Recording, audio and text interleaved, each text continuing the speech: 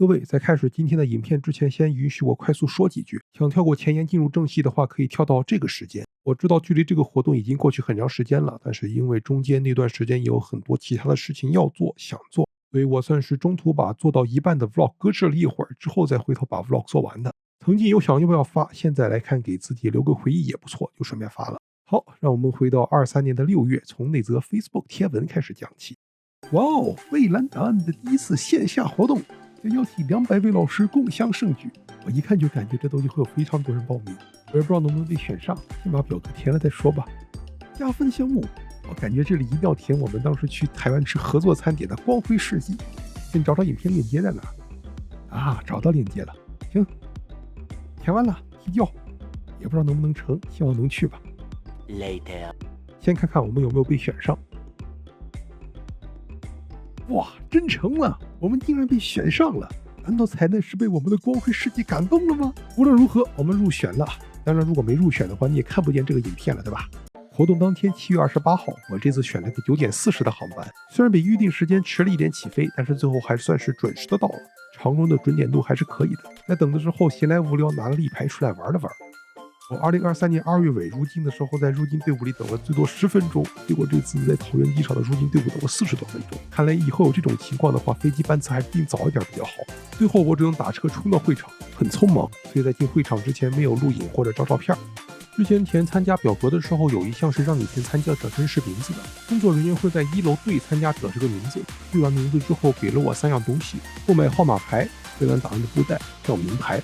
这个号码牌的图片用的是其他老师的图，我的购买号码我记得是在240之后，进来之后门口有个签名板，我在这里签了个名，还照了个相。签名板上有6个角色，从这个角度拍照看的话，其中2个角色被遮住了。我一开始还以为他们就是随机选了几个游戏角色印上去，印上之后才知道原来现场有着6名角色的 cos， 是个不错的小惊喜。场里面的布局大概是这样，最前面是舞台，之后分了4个学员的座位，后边是 coser 合影区和买东西的地方，还有个互动拍照机。进去之后发现每个座位上都有吃的，刚好没吃午餐就顺便把它给吃完了。谢师宴的开场活动好像请了一个声线挺不错的 VTuber 来现场献唱，虽然不知道他是谁，但必须承认他唱的还蛮不错的。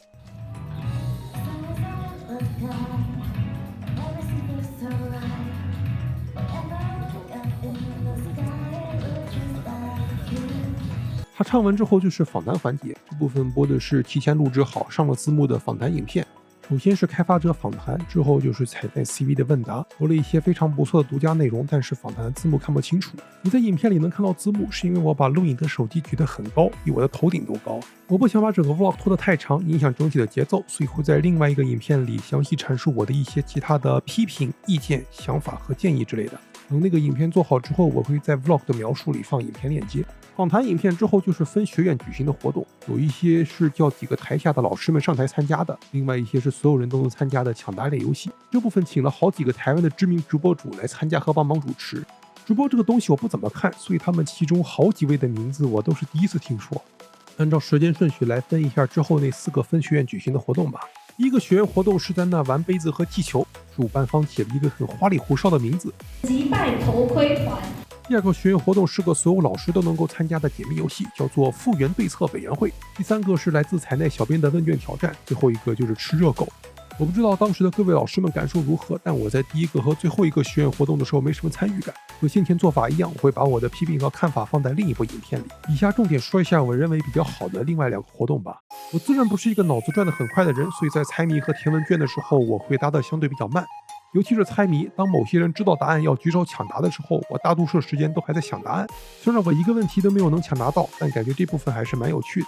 有些问题很巧妙，我不看一下手机，我还真不确定正确答案是啥。以后再慢慢公布答案，答案是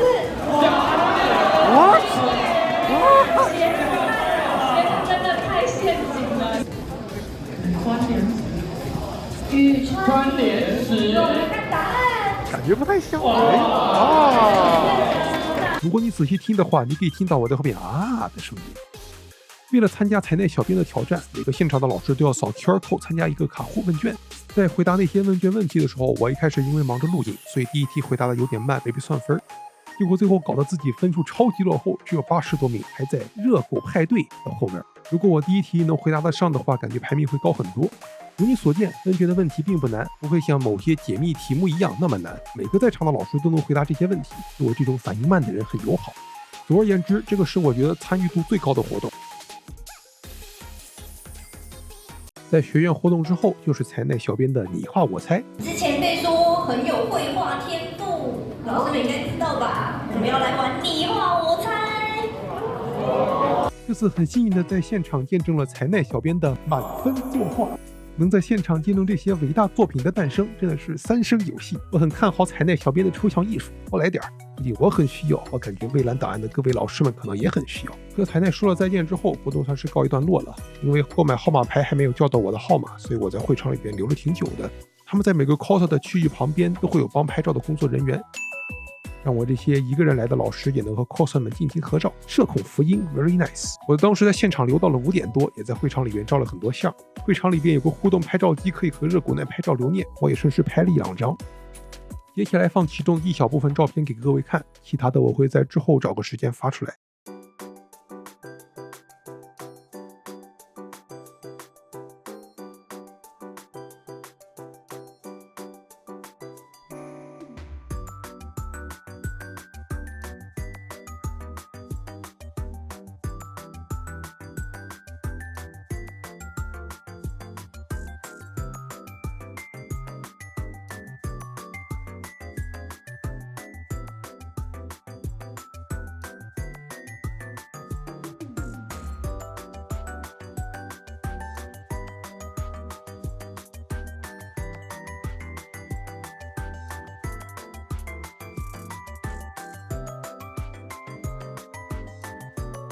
在那遥远的地方看到我的用户们一点一点跑过来了，感觉这就是一个怎么说，自己是这个活动这个集体的一部分的一个证明。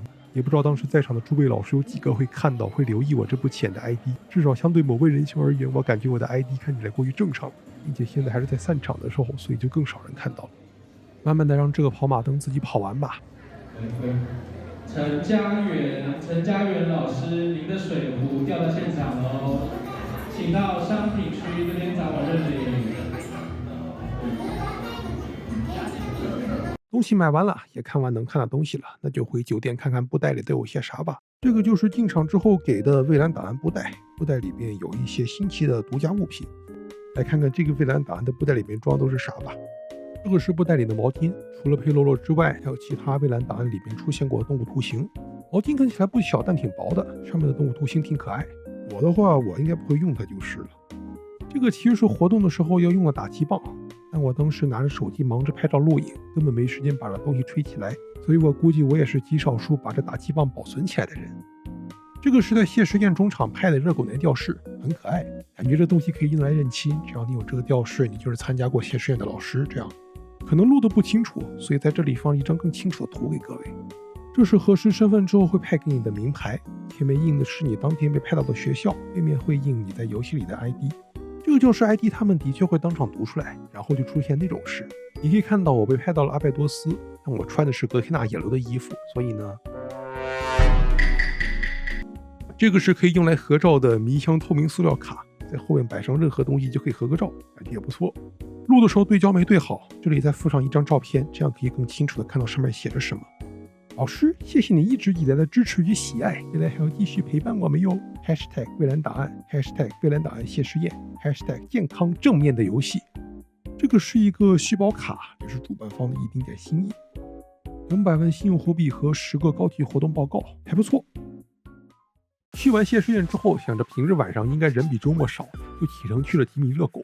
6点到了，结果到了之后发现吉米热狗外边队伍超级特别长，在那里排队排了2个小时。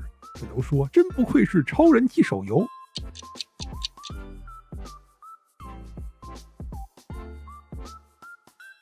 进了店之后，发现在右手边有联名餐点介绍，还有非常小的迷香和热狗奶立牌。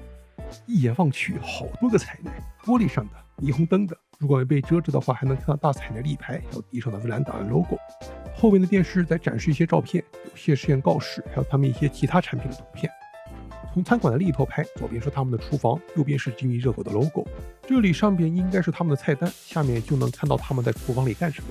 店员们在很努力的做热狗，这么多顾客来，估计他们都累坏了，辛苦了。能把厨房公开给顾客看，吃的品质应该不会太差。另外一边就是他们的吉米热狗 logo。Hot dog 那个霓虹灯管太亮了，我得把手机的亮度调得非常低，才能录下来 Hot dog 那个字的轮廓。外面的这2个迷香和彩奈立牌还不错，我感觉外边的小热狗奈是全场最可爱的东西。买完我们的吉米热狗外卖之后，听路人老师说之前有蔚蓝档案的官方团队过来访问，我是7月28号晚上去的，感觉应该是错过访问了。快晚上9点了，吃这次的吉米热狗吧，希望热狗还热乎着。吉米热狗评测，来，薯条，他们可以叫一杯喝的，我最后叫了个雪碧，里边其实原本有很多冰的，但是可能回来的时间有点长就融了。是雪碧的味儿，没什么可挑剔的。现在轮到万众瞩目的时刻了，来，我们的热狗奶热狗华丽登场，来看一下这卖相。然后呢，这是他们的外卖限定的一个盒子。好，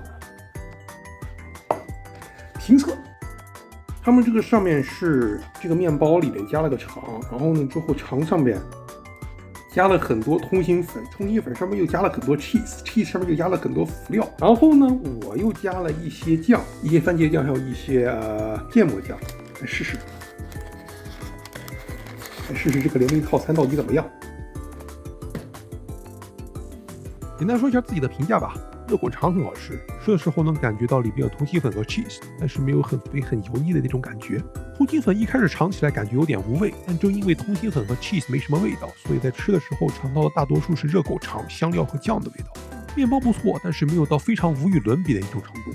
总体来说感觉很好，如果下次来台北顺路的话会再来吃一次。这是他们的薯条，自己加了一些番茄酱进去，来看看到底怎么样。薯条没有我吃过那些切得非常大个的薯条好吃，但是绝对比那些快餐店里还有一些小商铺里面卖的好很多，并不是这次餐点的主要角色，但是还是可以值得一试的。热狗彩奈限定屋彩奈热狗盒，旁边还有彩奈塑胶杯，感觉2个都很有纪念价值，一起带回香港好了。吉米热狗的续保卡，续保有信用货币、纪念书和强化石。热狗的插排原本说是要插在热狗上的，结果这次就这么给我了，也行。据说之后有拍另一个版本的热狗奶插排，但我个人更喜欢现在的这个版本。听说台北世贸刚好在7月尾办漫博会，我其实来说不知道，但是呢刚好近期又有空，又想起来了有这件事，我就买票去看了看。结果一到现场，天哪，这架势不是说没见过，但是亲眼看见还是感觉很震撼。以下我会用本人极其有限的绘画技巧来重现当天的情景，看起来可能会很简朴或者很辣眼睛，但还是希望各位多多包涵。我在场馆里闲逛的时候，眼角突然扫到某位仁兄手里拿着伊吕波那本好书，然后看到之后，当时我就问他，兄弟，你这在哪儿买的？我记得他当时的回答是说就在买动漫那里。刚听完这句话我就满头雾水，这会场这么多卖动漫的地方，什么叫做买动漫那里？然后我在会场里面再走了一圈，才发现有个地方名字就叫做买动漫。的确是我孤陋寡闻了，毕竟我在香港从来也没听说过他们。现在我才明白这位兄弟到底是在说什么。买到之后看了看，只能说果然是一本好书。顺便一提，我还买到了这本中文的蔚蓝档案美术设定集，对我来说是个不错的小收获。去完漫展之后，晚上启程去了鸡豚屋，在很远的地方就看见了他们的牌子。鸡豚屋外边也有条队伍，但相比吉米热狗的队伍短很多。我在外边排了大约半个小时的队，进去之后工作人员安排我上了2楼，然后发现2楼还有一些空位，这和我之前看到的一个 Google 留言所说的情况差不多。2楼一堆空位，只差带位，感觉很明显人手不足。看来留言所说的情况不假，虽然有改善，但感觉还是不够，只希望他们这点能再持续改善吧。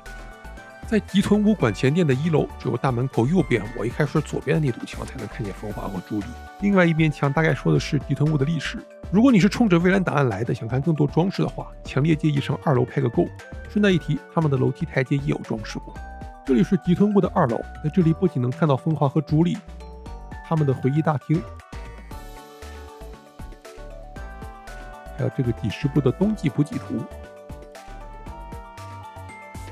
你各位的最棒煮饭婆风华，还有红着脸挑番茄的朱莉，果然很火。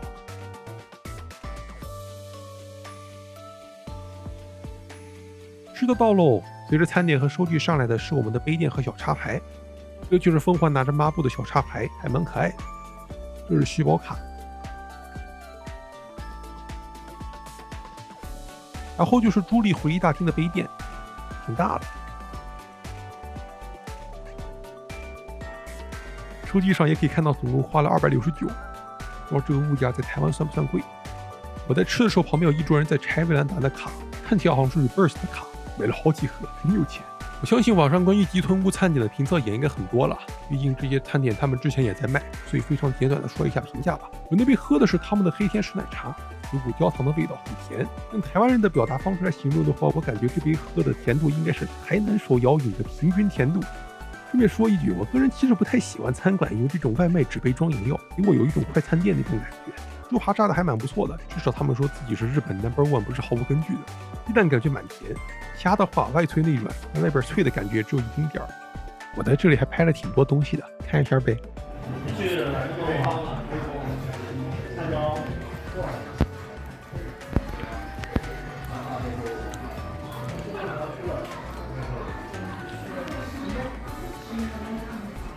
杯垫和小插牌只拿1对绝对不够，还好当时台北所有的吉豚屋分店都有这个活动，所以我们去了更近的另一家，看看这次拿的杯垫和插牌吧。吉豚屋的店员人还不错，我问他能不能换另外一款杯垫和插牌，他还真的给我换了，还得要谢谢他，不然我就会拿到重复的杯垫和小插牌了。虽然距离原本的谢师宴过去很久了，但还是很感谢蔚蓝档案能选中我参加这次的谢师宴。我个人觉得我是因为那个影片被选上的，但能被选中的真正原因我有可能永远无从得知。虽然活动有些瑕疵，也有一些可能某些人认为无法接受的问题，但至少对我来说总体感觉是还不错的。希望主办方能持续聆听各位玩家的意见，吸取每次活动的经验和教训，之后的活动可以办得更好，让更多玩家可以参与进来。如果哪一天台北或香港也能有和上海同样规模的周年庆，那就最好了。啊，我们现在游戏 ID 用太久了，改一下吧，跟随一下徐某人的精神。没啥文采，所以 ID 改的简单粗暴。行，就先这样吧。如果在总一战排名或者战术对战里碰巧遇见我的话，欢迎截个图和我打个招呼，不用害羞。多谢各位的观看。隔了好一段时间之后，终于把这个很久之前的活动 vlog 弄完了。如果看到这里的话，也希望屏幕前的你能点个赞，点个订阅支持一下。这次试了很多新东西，也希望各位观众能告诉我你觉得它的成效如何。我也很想把 vlog 给早点剪完的，但是毕竟空闲时间不多，并且正如片头所讲，很多事情要做，让各位等了这么久，真是不好意思。之后可能有些影片会和蔚蓝档案没什么关系，比如大清的攻略、少战圣地巡游的 vlog 之类的。等目前的影片库存和计划的影片都做完之后，应该会潜水一段时间，在这段时间学些新软件、新技能，之后尽我的努力，以一个崭新的面貌和大家再一次见面。接下来是我们的观众感谢环节，有了你们的支持，我离全职 YouTube 的梦想又近了一步。多谢马卡巴卡在1月14号、2月28号和4月17号3次直播送的合计120台币的 Super Chat。多谢 Diamond 戴雅和肥胖细胞型新型胶质细胞瘤在1月13日直播时送的 Super Chat， 两个 Super Chat 分别是6马来西亚令吉和30台币。再次感谢这3位观众长久以来的支持和观看。好，这次影片就到这里，我们下次再见。